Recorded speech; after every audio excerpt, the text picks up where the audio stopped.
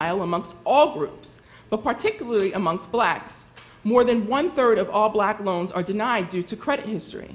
Page 193, paragraph 6 says, "We then took those loans and determined how much of an impact bad credit had on denials. We determined that although bad credit is a significant factor, particularly among gaps, there is a gap between denial rates for whites and other groups that cannot be explained and is not linked to credit." In other words, blacks and other minority groups are more likely to be denied for loans than whites, and evidence does not explain why. Page 194, paragraph 2. "So what do these findings tell us about access to credit markets and, by extension, the presence of passive discrimination in marketplace?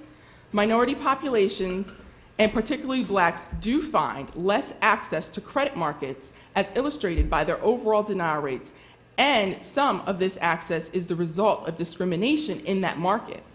So Essex County is clearly serious about solving the disparity issue.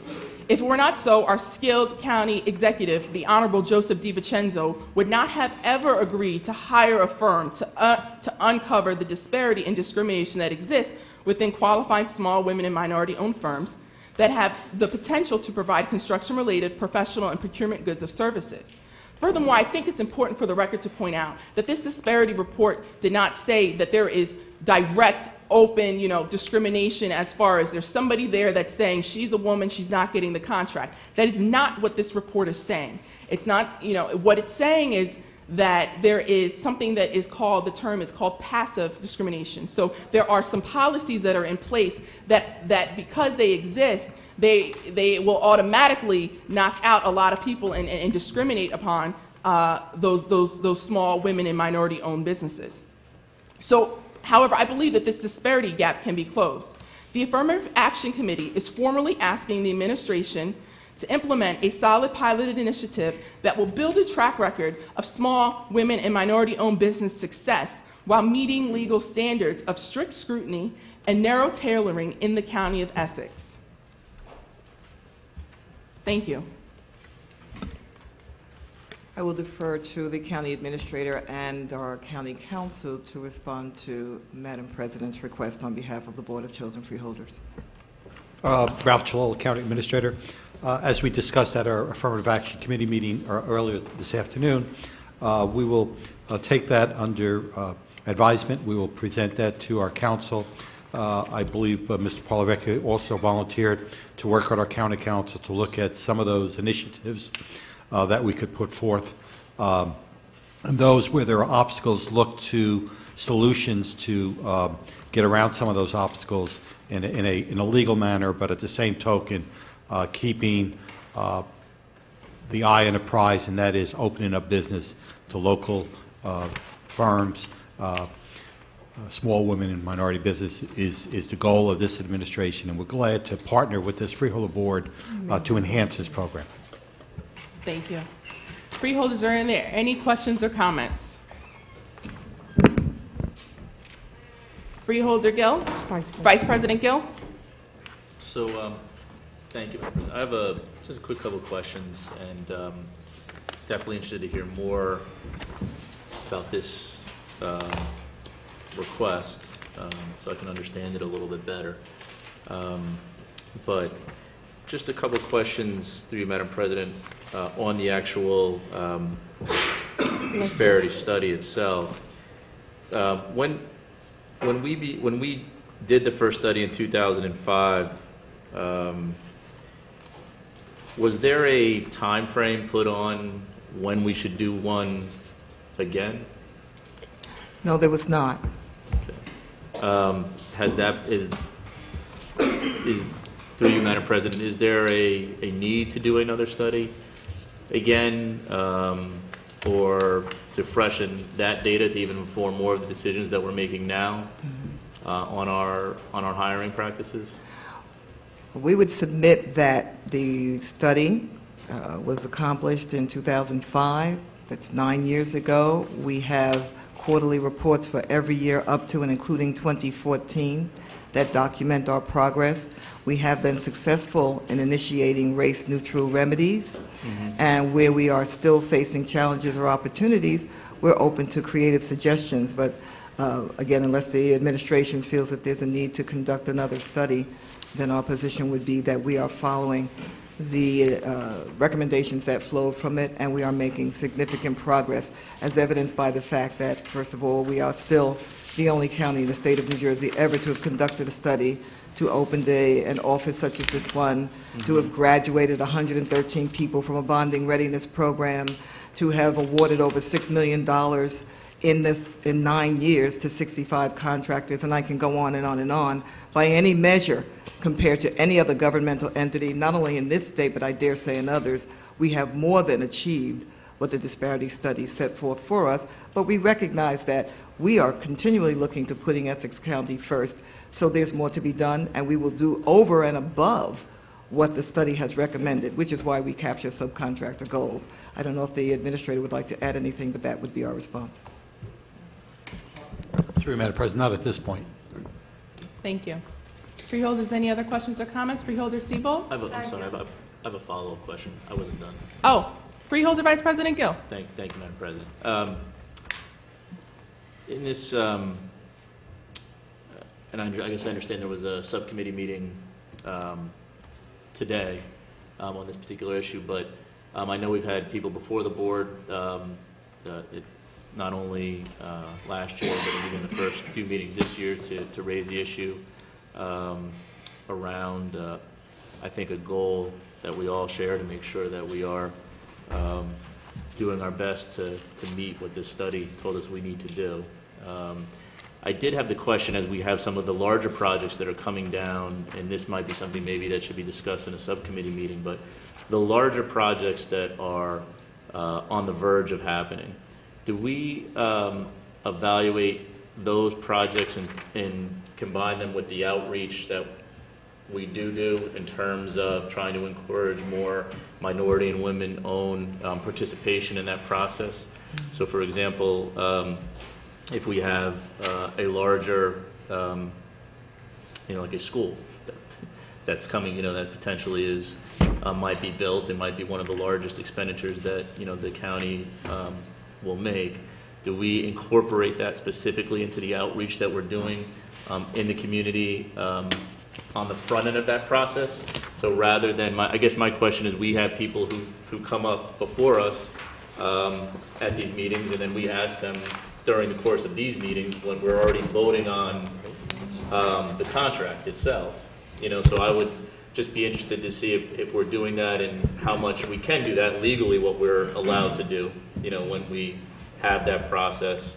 And then finally, this will be my last question also, if there were a wish list for your office, in terms of additional resources of things that you would like to be able to do, and even if some of those things cost money, what would they be? To your first question, and then I will turn the mic over to County Administrator. At a Public Works meeting, I'm sure our County Administrator recalls this, I put your first question squarely to the County Executive and said that on the upcoming school project, we recommend an outside monitor to ensure that there is the participation of minorities and women on the project, and he said absolutely. So that goes without saying. What will happen, and I'll speak more about it going forward, but what will happen is that we'll publish a request for proposals to actually find the most qualified, ready, willing, and able contractor to monitor that project, because we don't have the resources in-house to do so. Mr. County Administrator. Just to add to that, the new proposed vocational school will be a project that the vocational school will contract out. But we did indicate, and we are pretty satisfied that a outside monitor will be a contractor to oversee that project, similar to the large correctional facility that was built here in Essex County. We had an outside monitor to monitor not only the subs, the primes, the workforce, as we also did with our psychiatric hospital. We had an outside monitor to monitor the the goals of the project, and we envision that same process to take place with the new high school proposed. In response to your second question, we can always use more resources, but let me say this. I'm so very proud of this fact, we are very heavily networked. You'll hear more about that going forward. We actually are putting together, we're about to launch a pilot mentoring program, and we are going to be partnering with the likes of Turner Construction and others whose names I won't put forward at this time. We're actually going to have a focus group on March 6th with very well-established business owners interested in such a program. It's always great to have people in-house, but we're very widely networked because people come to us. They hear about what we do, and they are anxious to support what we do. We're also going to be partnering with Goldman Sachs 10,000 businesses for those business owners who say to us, yes, you work with startups and you work for those going concerns that want to do business with the county, but what about us? We're in Essex County too. So in response to your question, in-house, yes, that would be great, but as long as we can continue to get support for the networking and outreach that we do, I think we're in pretty good shape. And we are delighted, by the way, to have Jessica Valle with us. She has tremendous experience from Cushman & Wakefield, excellent Excel skills, worked for a small business owner. Her father has an engineering firm. And you use the resources that you have. We're lean, but lots of other departments are lean too. And so that does not stop us. We just, I think, are very fortunate to have, we have access directly to the county executive and to the county administrator to say, and I did this last year, Mr. County Administrator, I need another $25,000 because I want to put out an RFP to create a financial literacy program. Never skipped a beat. You got it. And as long as we have that kind of support internally and the support of this board, people who come to us like Freeholder Johnson and say, listen, come out and speak, or like Freeholder Jones who says, come out and speak to our various groups, then we're going to be fine. We're going to be fine. I think I just want to mention again that we have, if I were to leave tomorrow, I'm not going anywhere, but if I were to leave tomorrow, we have documented over the last 9 years, binders and binders of every single thing we have done. Anyone who is committed and wants to work hard can come in and pick up where we left off. So I say that to say sometimes it's not just bodies. You have to have the right people in place. And as the Madam President heard this afternoon, Madam President, and those who were there at the meeting, you have to have people who don't just see this as a numbers game. Jessica Valle, I'm quoting you now, she said, this is more than numbers to me. I've lived this my entire life. I'm committed, and that's where we're coming from. But thank you for your concern, and no, I won't turn down extra help. Freeholder Seabold. Thank you. I was a freeholder before the disparity study took place. I was a freeholder before Deborah Collins was hired. We have come a long way from where we were before, and Deborah has done an excellent job. I'm not saying that we can't move even further ahead, but Deborah has done a terrific job being the director of the Small Business Development and Affirmative Action Department. And Deborah has many seminars and many workshops, and I've gone to many of them, and I would encourage everyone to go as much as possible because it's really wonderful to see Deborah actually at work with people who want to do business with Essex County. And I'm seeing more and more people who want to have contracts with Essex County. And I think it's wonderful that we are moving in that direction even more under Deborah's leadership. Thank you. Thank you, Freeholder Seabold, and for your continued support. I mean, you are always at our events. You greet our audience, you encourage them, and this means a great deal to them. We tell them that while the county administrator signs the contracts, they have to be approved by this board. So it's important for them to see the faces of the people who are, in fact, responsible for approving, voting and approving contracts. Thank you so much for your feedback. Freeholders, any other questions or comments?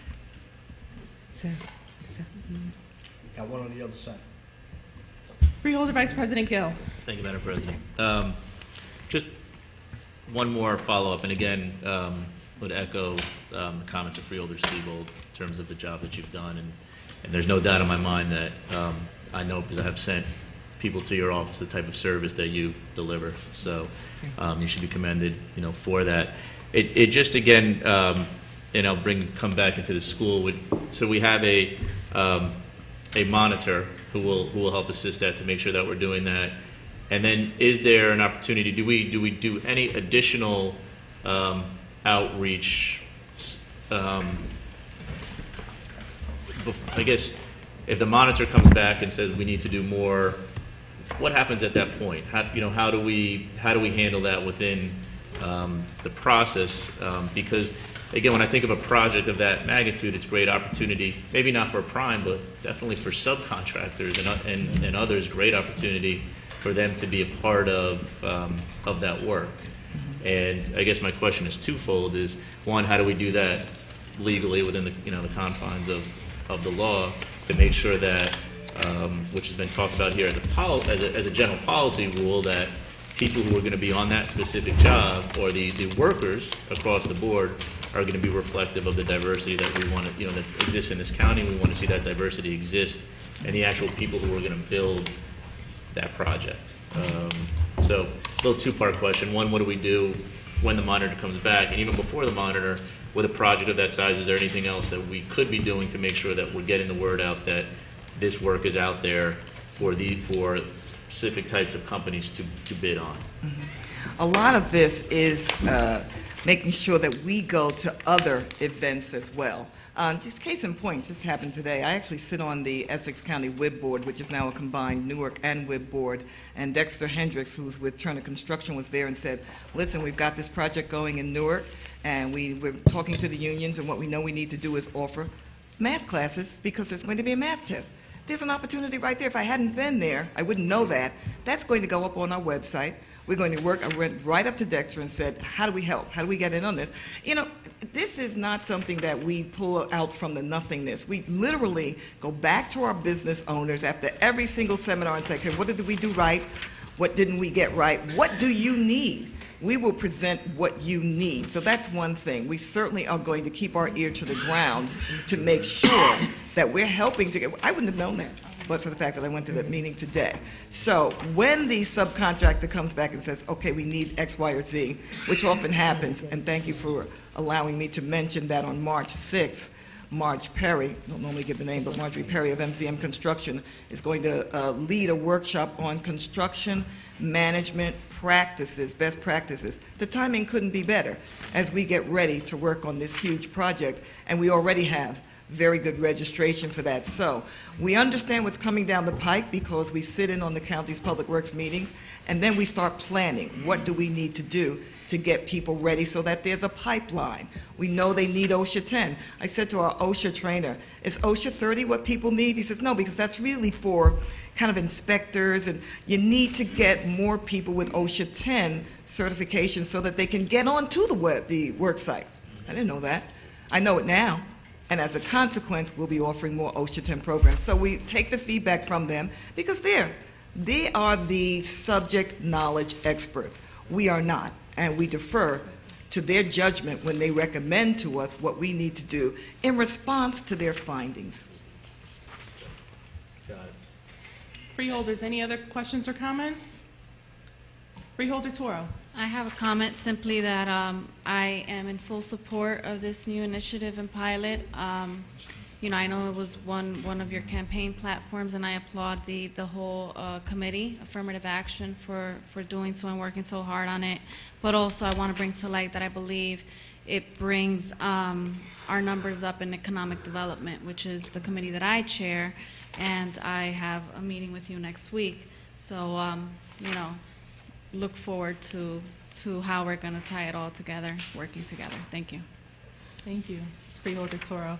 It's interesting that you should say that because today we spoke about how, when we are showing more support and finding innovative ways to make it so that more women, small, minority-owned businesses and contractors can get work, that kind of, gut punches the unemployment rate. By giving that kind of opportunity. And unemployment is a serious issue. So thank you, and thank you again for the Freeholder Richardson. Yeah, I was just sitting here, thank you, Madam Chair. Just, you brought up Turner Construction, which is a major developer around the country. They do a lot of huge work. And as we talk about this pilot program and these kinds of things, Turner would be an excellent partner to mentor some of these smaller contractors who don't have the cash flow that they do. So if, you know, we can have those conversations with Turner around a pilot project that they can be the paymasters on for these smaller contractors to get them on these jobs and into give them these opportunities through affirmative action and these small minority business opportunities, I think they would be an excellent partner. I think we need to start looking at that as we talk about this pilot program as well. I'm glad you have that relationship with them and you sit on that board. So I think there's some symmetry here where we can really create this pilot program as Turner has money longer than train smoke. That's a great idea, and we will pursue it. Thank you. Any other questions or comments, freeholders? Well, thank you so much for the administration. You all have been extremely, My pleasure. Respectful to our request, and it wasn't easy coming through a 300+ page document, but this is something that I take very serious, and I hope that we will see these initiatives and the pilot program succeed in some way or form under the letter of the law. So with that said, Freeholder Johnson. I would like to commend you on the job well done in going through it and coming up with some of the questions and some of the even solutions to it. So I have to commend you on the work you've done on it. Thank you, Freeholder Johnson. So we're going to move on to public comment on agenda items. Now, these are for agenda items only, and for the members of the public who are hearing, Ms. Collins, thank you so much. And for the members of the public who are hearing this evening, who are here this evening, and for those at home watching TV, tonight's meeting is a board meeting, and we are going to vote on items on our agenda. So that's why you'll hear us voting constantly. These items on the agenda were discussed in great detail at last week's meeting, except for resolution number 8 and 43, which have been withdrawn by the administration. So at this point, on agenda items only, if there's any member from the public who wishes to come up and speak, please do so. You'll have 3 minutes. State your name and affiliation. Hearing none, Madam Clerk, let the member.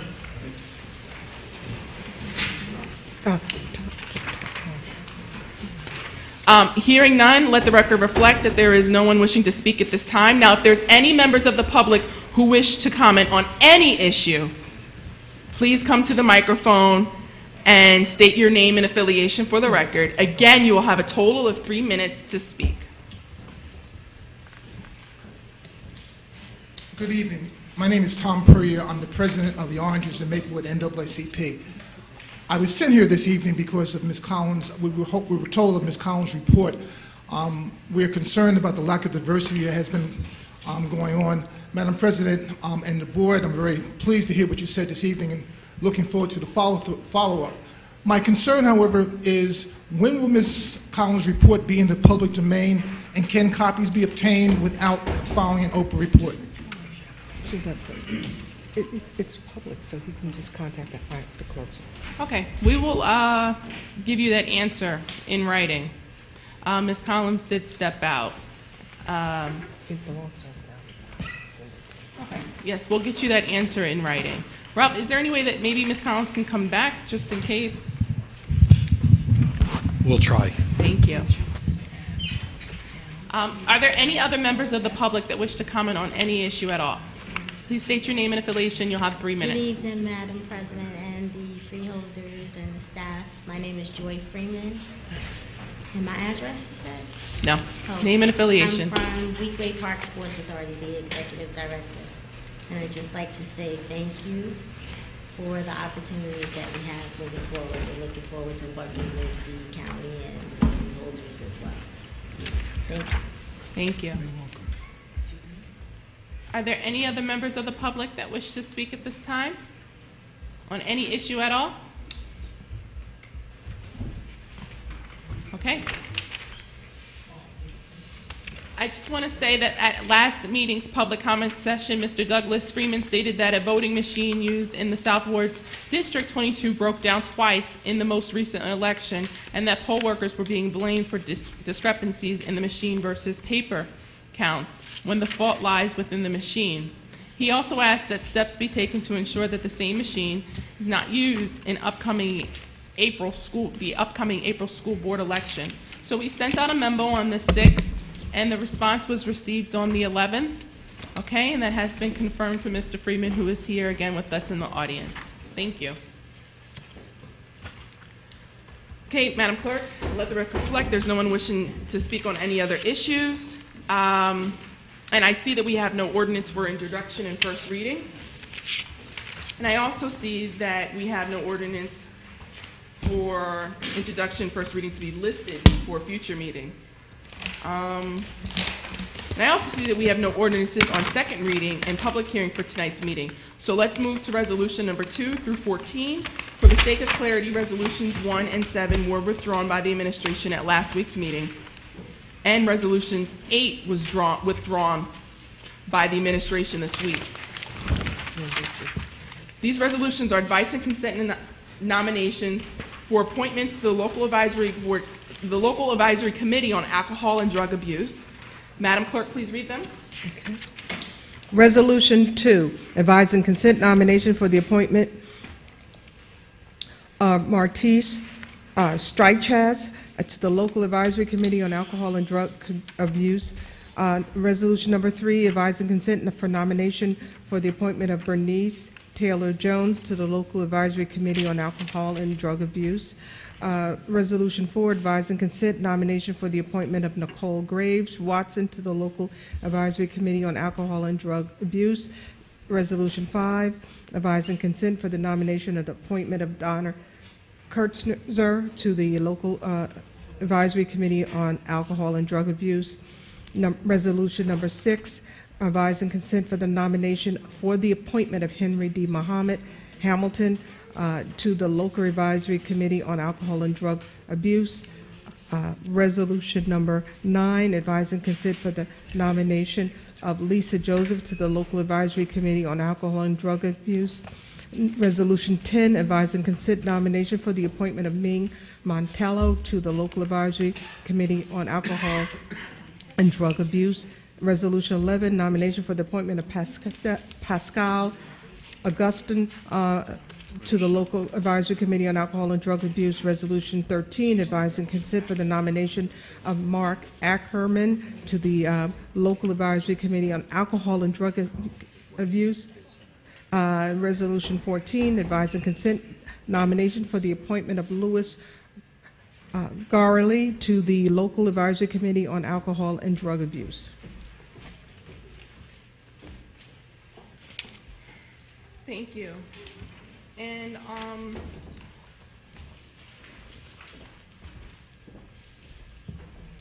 think I'm going to read this one first. Resolutions 1 through 14. Freeholder Levy Jones asked Director Utsing to make, I'm messing up names, excuse me, to make her aware whenever grants become available for which Justine? Okay. Freeholder Levy Jones asked Director Justine to make her aware whenever grants become available for which municipalities might also apply. A memo was sent on the 6th and the response received on the 11th. Okay.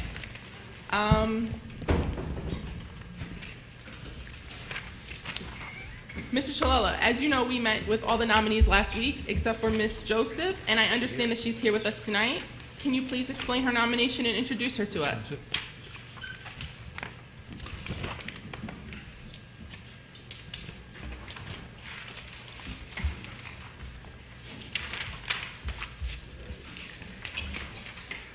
Madam President, the administration is pleased to invite Ms. Lisa Joseph up to the microphone for a member of the Advisory Committee on Alcohol and Drug Abuse, and her term will run through December 31st, of 2016. If I could have her come up to the microphone and introduce herself and give her a little background on her experiences.